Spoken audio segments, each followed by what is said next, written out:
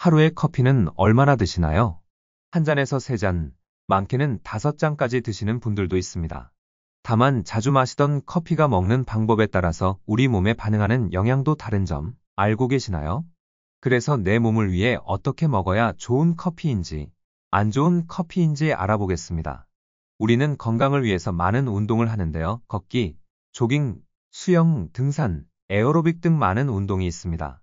공통점이 운동 후 정말 달달한 게 생각이 나는데요. 복합운동인 등산은 산 정상에서 먹는 믹스커피는 정말 맛있고, 걷기나 조깅처럼 많이 걷는 운동은 차가운 블랙커피 한 잔 마시면 맛있게 시원합니다. 이렇게 커피는 다양하고 믹스커피나 블랙커피 호불호는 갈려도 그 효능은 크게 차이 나지 않습니다.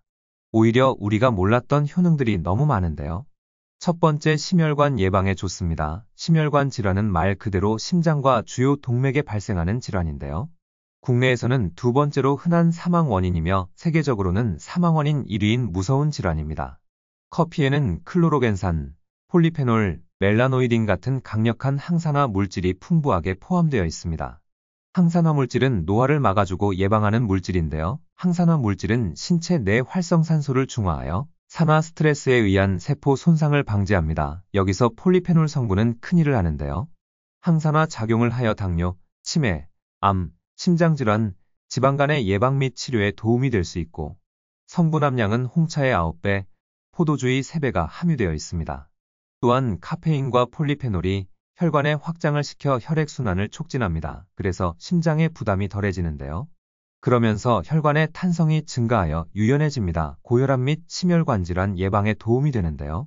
하루에 2잔에서 3잔 마신다면 심부전과 심혈관의 위험을 낮출 수 있습니다. 여기서 심부전은 심장의 구조적이나 기능적으로 문제가 생기는 것을 말하는데요. 그리고 커피의 성분이 혈관 내 플라크 형성을 억제해 동맥경화의 발생을 줄여줍니다. 커피 성분의 클로로겐산은 혈당 수치를 조절하는데요. 혈당 스파이크라고 들어보셨죠? 혈당이 급격하게 치솟는 것을 억제합니다. 당뇨는 무서운 게 합병증인데요. 제2형 당뇨를 예방하는 데 기여합니다. 그리고 커피를 마시면 스트레스 호르몬인 코르티솔의 과도한 분비를 억제할 수 있습니다. 스트레스를 완화시켜 편안하게 해줍니다.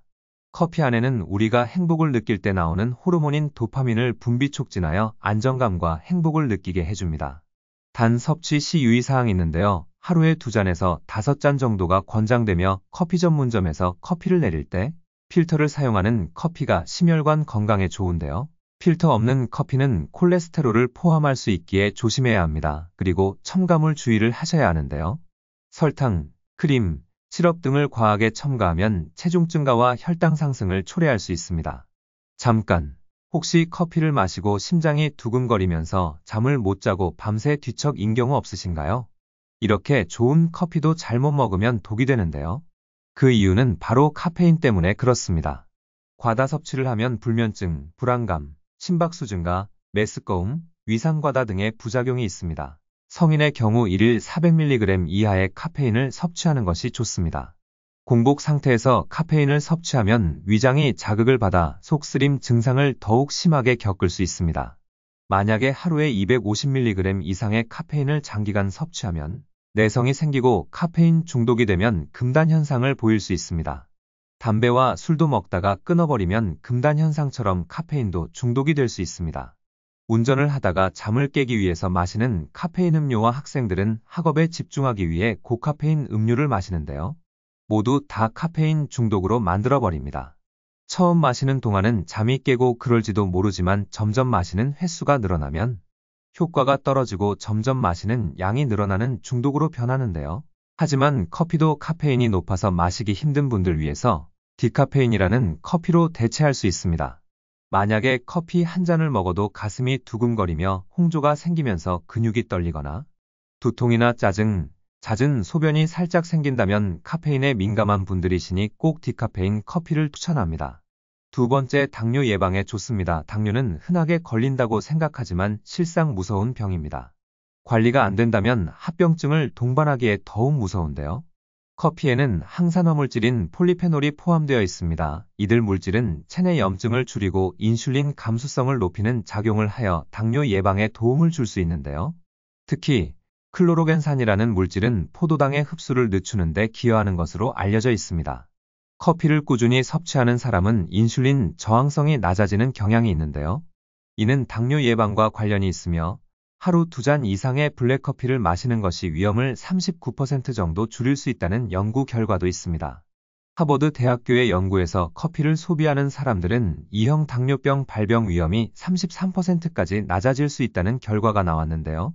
커피는 고칼로리 음식을 함께 섭취할 경우 혈당 조절에 긍정적인 영향을 미칠 수 있으며 담배를 피우는 등의 생활 습관과의 관계에서도 당뇨 예방 효과를 발휘할 수 있습니다. 여러 연구에서 커피 섭취가 당뇨 환자의 건강에 긍정적 영향을 미친다는 결과가 나타났습니다. 또한 커피를 마시는 시간이나 섭취 방식이 혈당에 미치는 영향도 고려해야 하는데요. 공복에 커피를 마시는 경우 혈당이 급격하게 상승할 수 있으므로 식사 후나 식간에 마시는 것이 좋습니다. 블랙커피가 가장 바람직하며 추가되는 설탕이나 크리머는 오히려 혈당 상승을 유발할 수 있어 주의가 필요합니다. 참고로 하루 400mg 이하의 카페인 섭취가 권장됩니다. 대략 하루 2잔에서 4잔 정도를 나누어서 드시면 좋습니다. 혹시 커피를 마시고 어지럽거나 집중력이 떨어지고 피로한 적 없으신가요? 맛있는 커피를 잘못 마시면 독이 될 수 있는데요. 바로 혈당 스파이크가 생겼기 때문입니다. 혈당 스파이크는 누구나 생길 수 있습니다. 증상으로는 어지러움, 빈뇨, 갈증, 졸음, 수면장애, 편두통 생길 수 있는데요. 특히 공복 상태에서 커피를 섭취할 경우 이러한 영향은 보다 두드러지게 나타납니다. 혈당 스파이크가 장기적으로 발생하면 제2형 당뇨병, 심혈관 질환 등의 질병을 일으킬 수 있는데요. 예방하기 위해서는 하루 3끼 규칙적인 식사를 하고 채소, 과일 등 섬유질이 풍부한 음식을 섭취합니다. 꾸준한 운동을 하며 스트레스를 관리합니다. 탄수화물을 섭취할 때 지방산을 함께 섭취하는데요. 식사 후에 높아진 혈당을 효율적으로 소비하기 위해 큰 근육을 이용한 운동을 합니다. 커피는 믹스커피와 블랙커피가 평균적으로 드시는데요. 믹스커피는 설탕 크림 시럽 첨가된 커피는 혈당을 급격히 상승시킬 수 있습니다. 설탕을 지속적으로 섭취하면 인슐린 저항성과 체중 증가와 칼로리가 높아 비만과 관련된 당뇨병 위험을 증가시킬 수 있는데요. 앞서 말한 것 같이 카페인이 부작용 때문에 수면 질을 낮춰 체내 인슐린 작용에 부정적인 영향을 줄 수 있습니다. 커피는 장기적으로 규칙적으로 섭취할 경우 체내 인슐린 민감성을 개선할 수 있는 성분도 포함되어 있지만 이는 과도한 카페인 섭취 시 인슐린 내성을 오히려 악화시킬 위험이 있습니다. 따라서 혈당 조절이 어려운 당뇨 환자에게는 커피의 섭취를 제한하는 것이 더 유익할 수 있는데요. 부작용을 최소화하기 위해 담백한 블랙커피 또는 적절한 대안을 선택하는 것이 권장됩니다. 세 번째, 뇌 건강 예방에 좋습니다. 커피는 뇌 건강에 여러 긍정적인 영향을 미치는 것으로 알려져 있는데요. 특히 카페인은 주의력 및 기억력을 향상하는 효과가 있습니다. 연구에 따르면 커피를 섭취한 후 단기 기억력과 집중력이 개선된다는 결과가 많은데요. 커피는 알츠하이머병과 같은 퇴행성 뇌질환의 위험을 줄이는 데 도움을 줄 수 있다는 여러 연구 결과가 있습니다. 하루 2잔에서 3잔의 커피 섭취가 알츠하이머를 유발하는 물질인 베타 아밀로이드의 축적을 줄여주고 뇌의 전반적인 건강을 개선하는 데 기여할 수 있다고 밝혔습니다.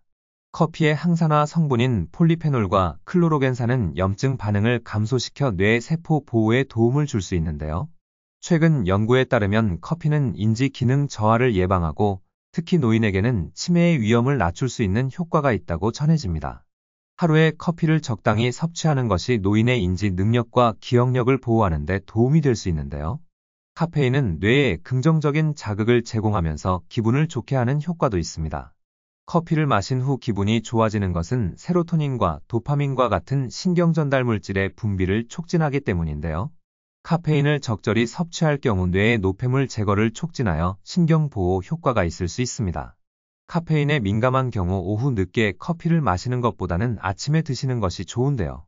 커피를 마시면 뇌로 가는 혈류가 증가하여 뇌의 기능이 향상됩니다. 이는 뇌의 영양 공급을 원활하게 하고 전반적인 뇌 건강을 증진시키는 데 도움이 되는데요. 커피를 마시면 뇌의 신경세포가 효과적으로 연결되어 학습과 집중 능력을 높이는 데 긍정적인 효과를 줍니다. 커피는 당뇨, 암, 간질환과 같은 만성질환 감소와 관련이 있으며 특히 노년층에게는 인지 능력 향상과 치매 예방에 도움을 주는데요. 하지만 커피를 역시나 잘못 먹으면 독이 됩니다. 카페인은 심박수와 혈압을 높이는 아드레날린 분비를 촉진하는데 심박수와 혈압이 지속적으로 높으면 뇌혈관을 손상시켜 혈전 및 뇌졸중 위험을 높인다는 결과가 있습니다.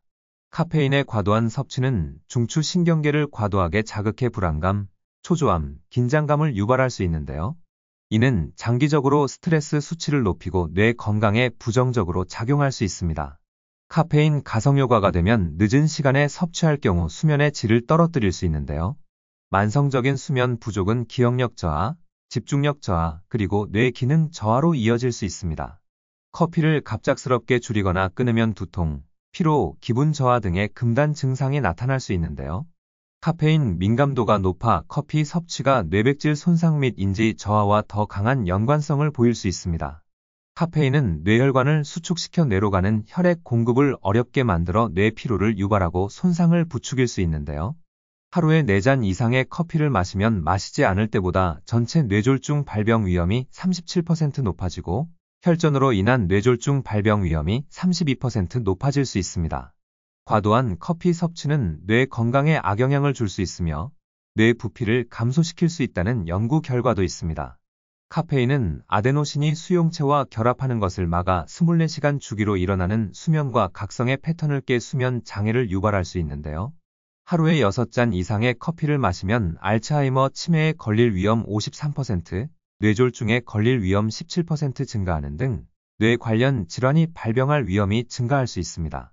이는 일시적이지만 뇌 기능에 단기적인 부정적 영향을 줄 수 있는데요.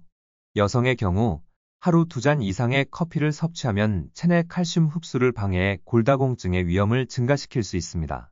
이는 노화 및 신경퇴행성 질환과 연결될 수 있는데요. 청소년이나 어린이가 카페인을 과도하게 섭취할 경우 성장과 발달에 부정적인 영향을 미칠 수 있습니다. 카페인이 신경계를 자극하여 이들이 더 과잉 행동을 보이게 하거나 집중력을 저하시키는 요인이 될 수 있는데요. 따라서 성장기 아동의 카페인 섭취는 주의가 필요합니다.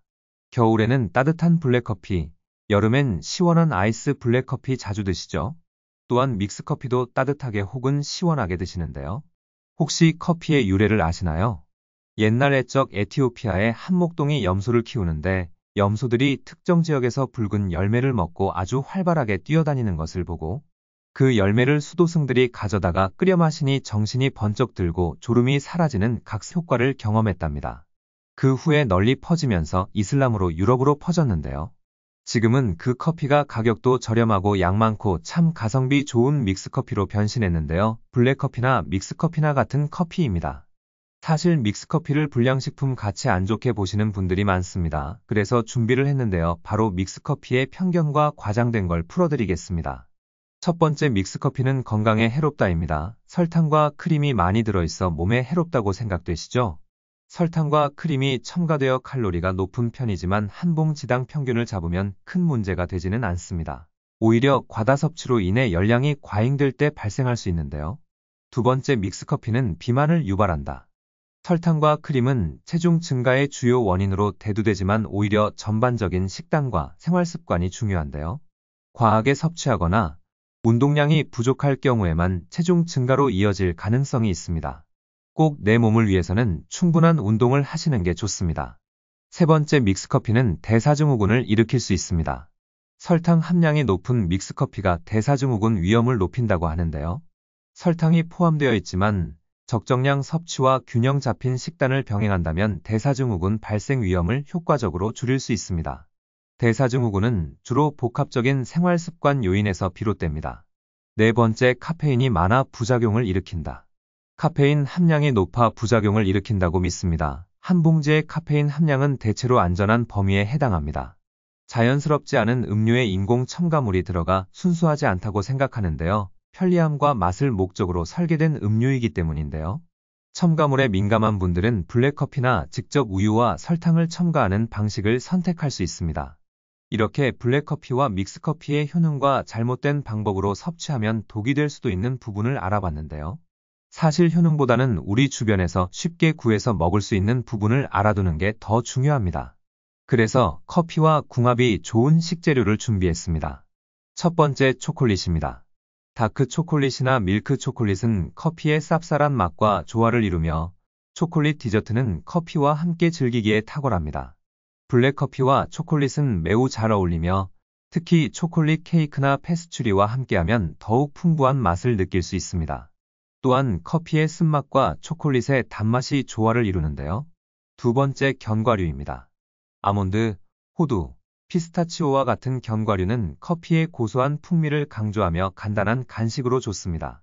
땅콩, 아몬드, 호두 등의 견과류는 커피와 함께 즐기기에 좋은 식재료입니다. 고소함이 커피의 맛을 한층 강조해 주는데요. 견과류가 들어간 빵이나 페스츄리와 함께 먹는 것도 추천합니다. 세 번째 치즈입니다. 치즈는 커피와 궁합이 좋은 식재료로 알려져 있습니다. 커피의 쌉싸름한 맛과 치즈의 고소한 풍미가 서로 보완되며 취향에 맞는 다양한 치즈와 함께 즐길 수 있습니다. 치즈는 커피와 함께할 때 그 풍미를 더욱 풍부하게 만들어주는데요. 특히 크림치즈나 하드치즈는 커피의 쓴맛과 잘 어울립니다. 네 번째 크림과 우유입니다. 고소한 크림과 우유는 커피와 잘 어울리는 전통적인 조합입니다. 특히 카페 라테와 같은 메뉴에서 많이 사용되며 우유가 커피의 쓴맛을 부드럽게 해주는데요. 우유는 커피의 풍미를 부드럽게 하고 카푸치노나 라테와 완벽한 조화를 이룹니다. 다섯 번째 과일입니다. 딸기, 바나나, 오렌지와 같은 과일은 커피의 신맛이나 달콤한 맛과 잘 어울리며 디저트로 활용되기도 합니다. 제철 과일은 신선한 맛으로 커피와 조화를 이루며 비타민 보충에도 도움을 주는데요. 예를 들어 딸기나 레몬이 올라간 디저트와 커피의 조합이 좋습니다. 특히 딸기, 블루베리, 오렌지, 레몬은 커피와 잘 어울리는데요. 이들 과일은 커피의 맛을 밝고 상큼하게 만들어주며 커피의 자연적인 과일 맛을 강조합니다. 바나나는 쉽게 소화되며 커피와 함께 섭취할 때 에너지를 지속적으로 공급하는데요. 또한 바나나의 영양소가 커피의 카페인과 결합하여 기분을 좋게 하는 효과를 줍니다.